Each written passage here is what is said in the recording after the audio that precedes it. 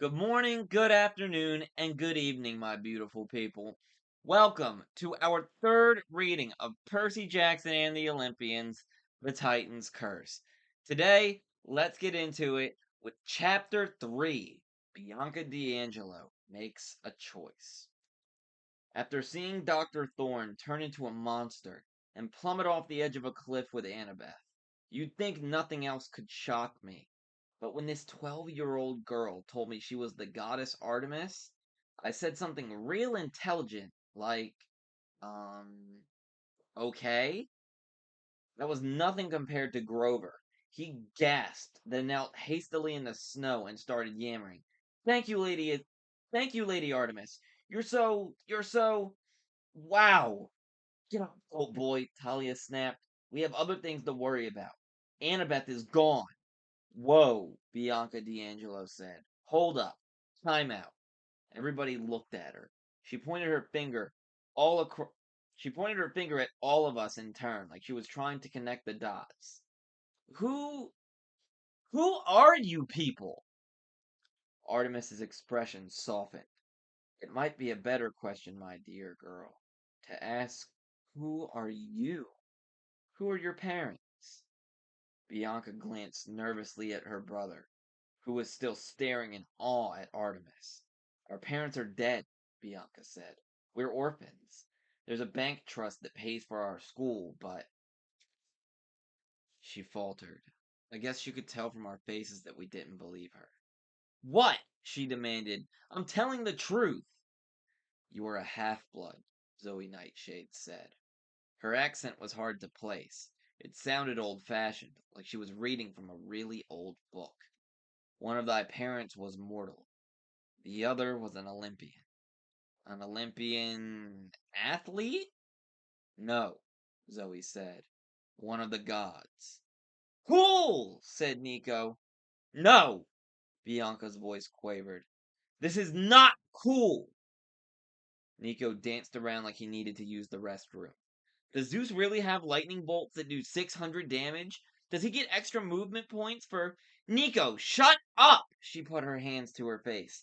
This is not your stupid mytho-magic game, okay? There are no gods! As anxious as I felt about Annabeth, all, all I wanted to do was search for her. I couldn't help feeling sorry for the D'Angelos. I remembered what it was like for me when I first learned I was a demigod. Talia must have been feeling something similar, because the anger in her eyes subsided a little bit. Bianca, I know it's hard to believe, but the gods are still around. Trust me.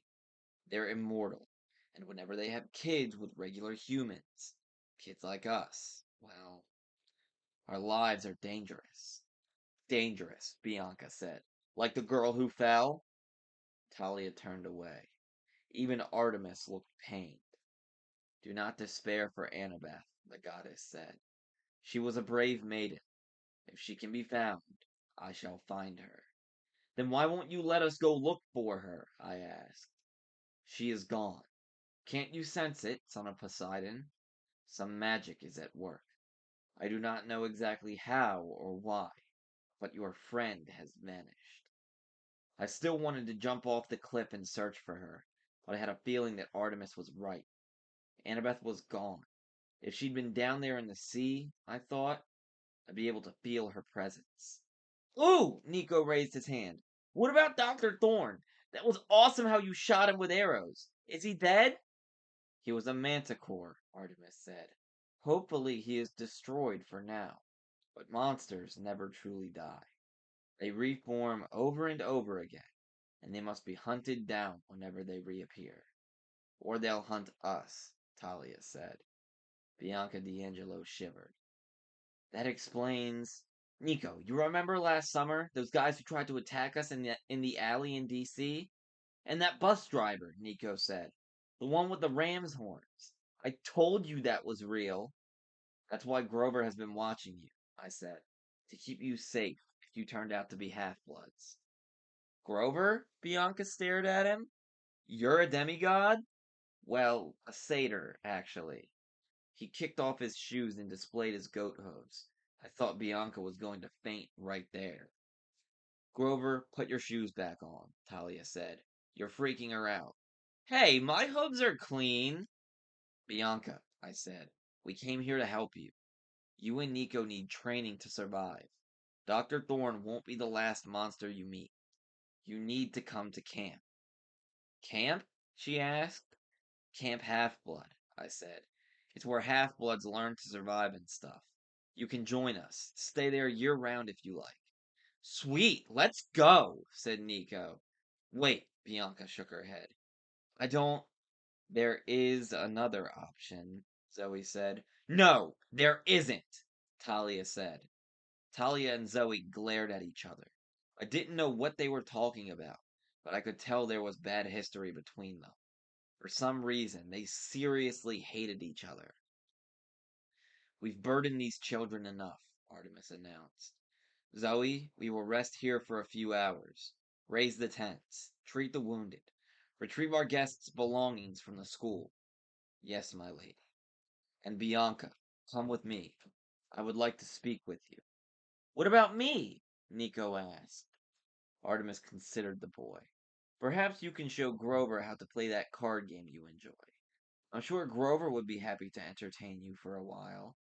As a favor to me. Grover just about tripped over himself getting up. You bet! Come on, Nico! Nico and Grover walked off towards the woods, talking about hit points and armor ratings, and a bunch of other geeky stuff. Artemis led a confused-looking Bianca along the cliff. The hunters began unpacking their knapsacks and making camp. Zoe gave Talia one more evil look, and left to oversee things. As soon as she was gone, Talia stamped her foot in frustration. The nerve of those hunters! They think they're so... Ah! I'm with you, I said. I don't trust. Oh, you're with me? Talia turned on me furiously. What were you thinking back there in the gym, Percy? You take on Dr. Thorne all by yourself? You knew he was a monster. If we'd stuck together, we could have taken him out without the hunters getting involved.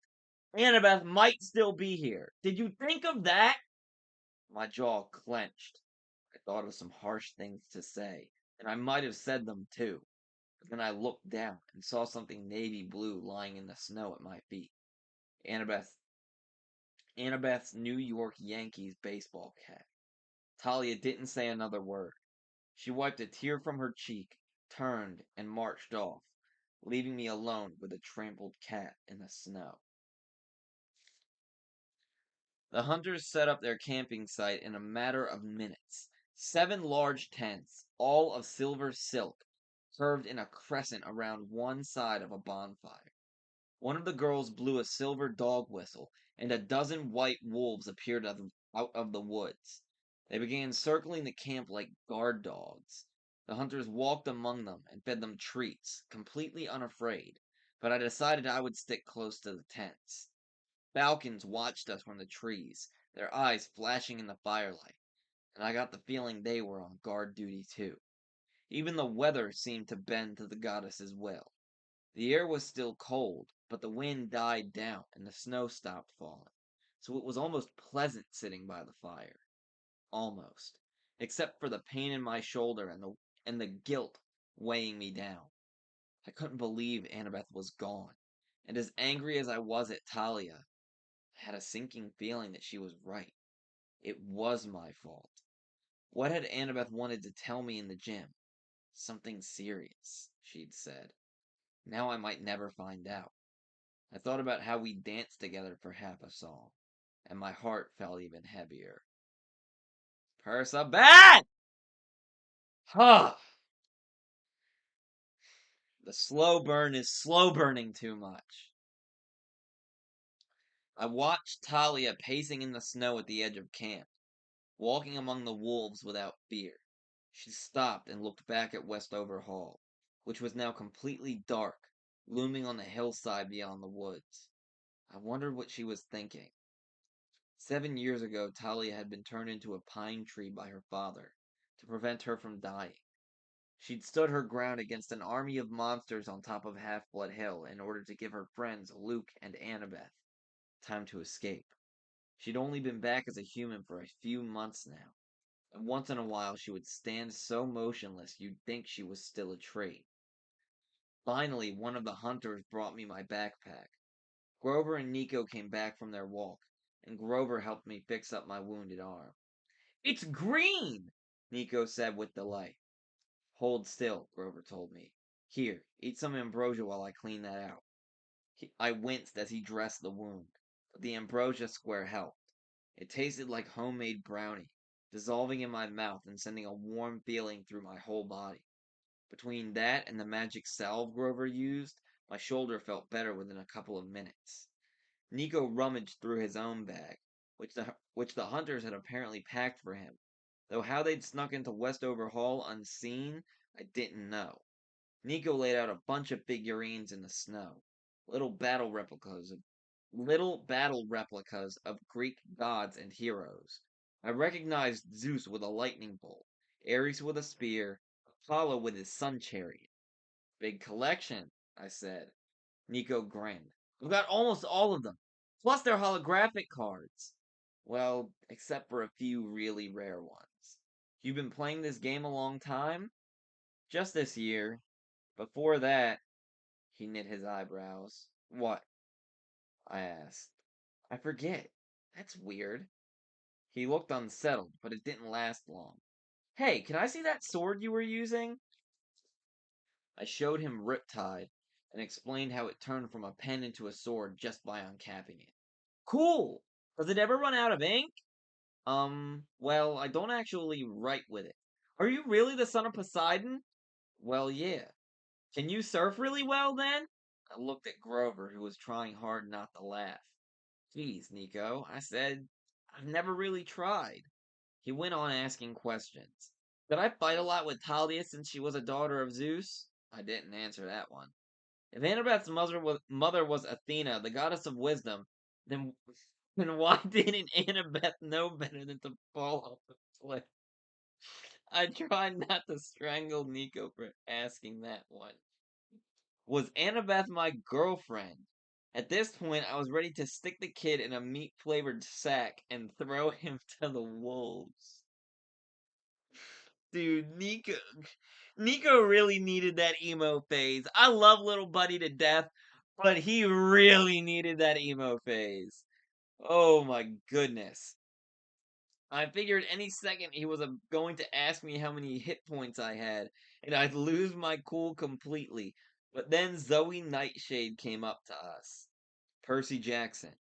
She had dark brown eyes and a slightly upturned nose. With her silver circlet and her proud expression, she looked so much like royalty that I had to resist the urge to sit up straight and say, "Yes, ma'am." She studied me distastefully, like I was a bag of dirty laundry she'd been sent to fetch. "Come with me," she said. "Lady Artemis wishes to speak with thee." Zoe led me to the last tent, which looked no different from the others, and waved me inside. Bianca D'Angelo was seated next to the auburn-haired girl, who I still had trouble thinking of as Artemis. The inside of the tent was warm and comfortable. Silk rugs and pillows covered the floor.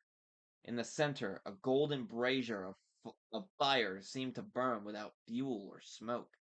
Behind the goddess, on a polished oak display stand, was her huge silver bow, carved to resemble gazelle horns.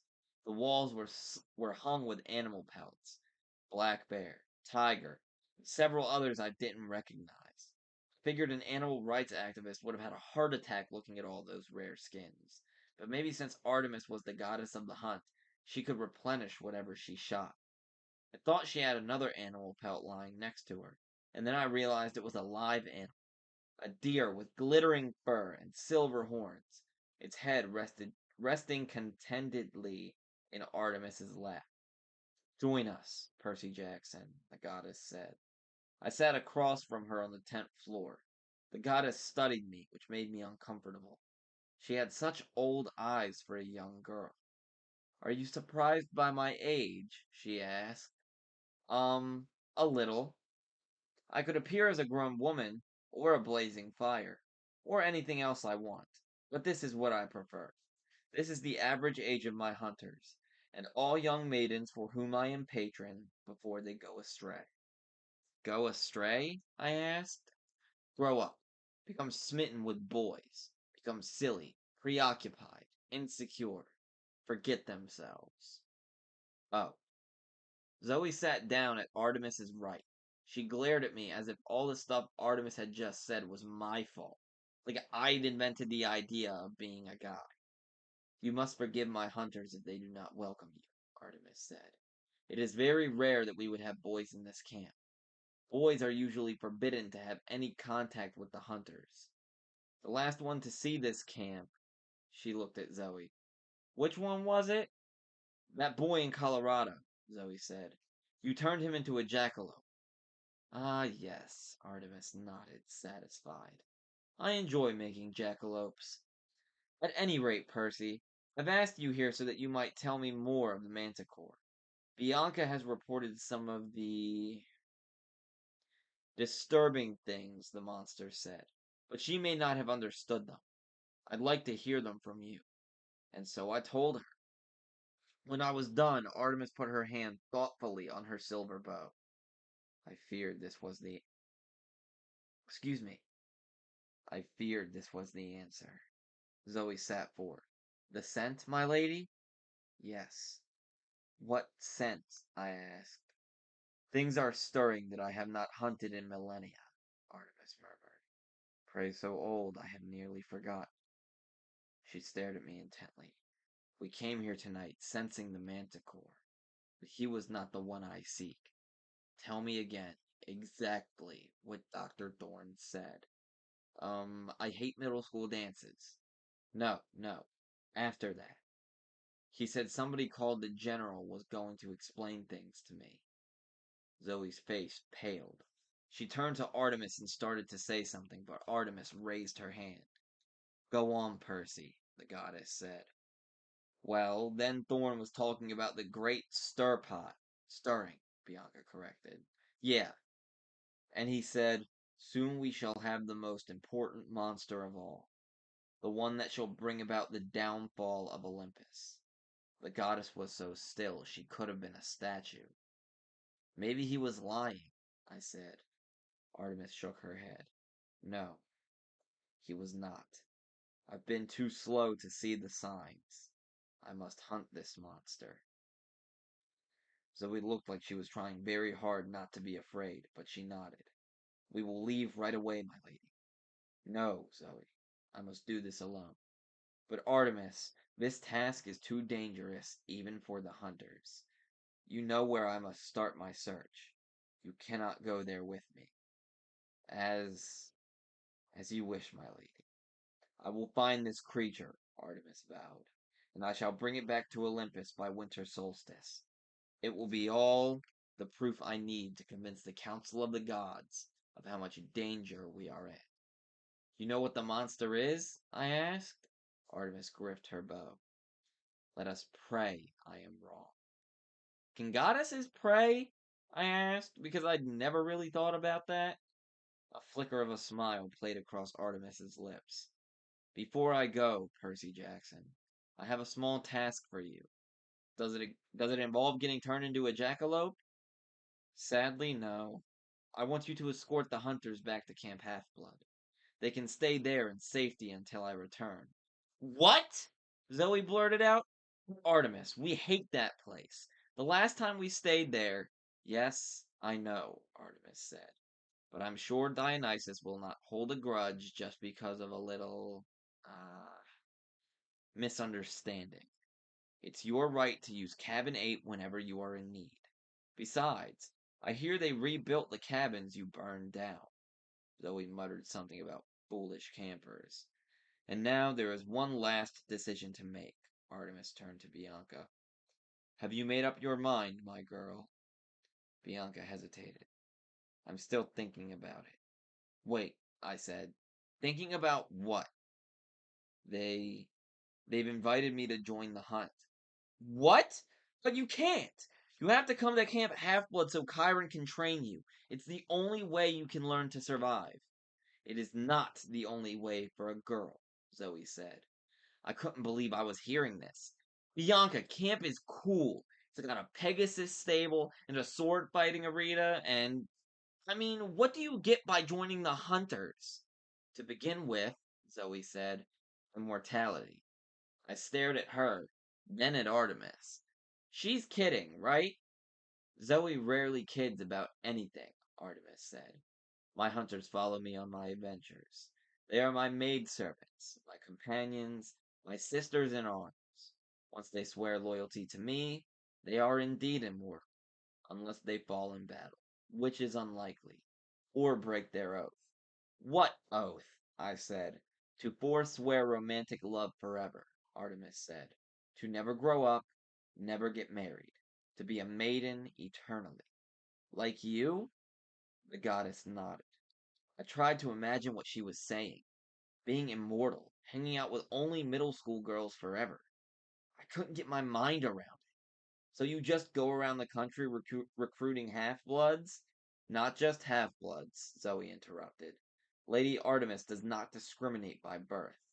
All who honor the goddess may join. Half-bloods, excuse me. Half-bloods, nymphs, mortals. Which are you then? Anger flashed in Zoe's eyes. That is not thy concern, boy. The point is, Bianca may join if she wishes. It is her choice. Bianca, this is crazy, I said. What about your brother? Nico can't be a hunter. Certainly not, Artemis agreed. He will go to camp. Unfortunately, that's the best boys can do. Hey! I protested. You can see him from time to time, Artemis assured Bianca, but you will be free of responsibility. He will have the camp counselors to take care of him, and you will have a new family. Us. A new family, Bianca repeated dreamily. Free of responsibility. Bianca, you can't do this, I said. It's nuts. She looked at Zoe. Is it worth it? Zoe nodded. It is. What do I have to do? Say this, Zoe told her. I pledge myself to the goddess Artemis. I I pledge myself to the goddess Artemis. I turn my back on the company of men, accepting eternal maidenhood, and join the hunt. Bianca repeated the lines. That's it? Zoe nodded. If Lady Artemis accepts thy pledge, then it is binding. I accept it, Artemis said. The flames in the brazier brightened, casting a silver glow over the room. Bianca looked no different, but she took a deep breath and opened her eyes wide. I feel stronger. Welcome, sister, Zoe said. Remember your pledge, Artemis said. It is now your... The fuck? Oh, there's my fault. Remember your pledge, Artemis said. It is now your life. I couldn't speak. I felt like a trespasser and a complete failure. I couldn't believe I'd come all this way and suffered so much only to lose Bianca to some eternal girls' club. Do not despair, Percy Jackson, Artemis said. You will still get to show the D'Angelos your camp, and if Nico so chooses, he can stay there. Great, I said, trying not to sound surly. How are we supposed to get there? Artemis closed her eyes. Dawn is approaching, Zoe. I shouldn't have shut my eyes, now I lost my place. Oh. Artemis closed her eyes. Dawn is approaching. Zoe, break camp. You must get to Long Island quickly and safely. I shall summon a ride from my brother. Zoe didn't look real happy about this idea, but she nodded and told Bianca to follow her. As she was leaving, Bianca paused in front of me. I'm sorry, Percy, but I want this. I really, really do. Then she was gone, and I was left alone with the 12-year-old goddess. So, I said glumly, we're going to get a ride from your brother, huh? Artemis's silver eyes gleamed. Yes, boy. You see, Bianca D'Angelo is not the only one with an annoying brother. It's time for you to meet my irresponsible twin, Apollo. end of chapter 3. To all my YouTube folks, thank you guys for coming through. I hope you guys enjoyed this video. And if you did, I hope you like, comment, subscribe, and check out the rest of the playlist. We got 2 videos before this one, and we're gonna have a whole bunch of videos after this one, covering the rest of the chapters all the way till the very end. Uh, but until then, until I hopefully see you next time, good vibes, peace, love, all that positivity stuff, and I will see y'all later.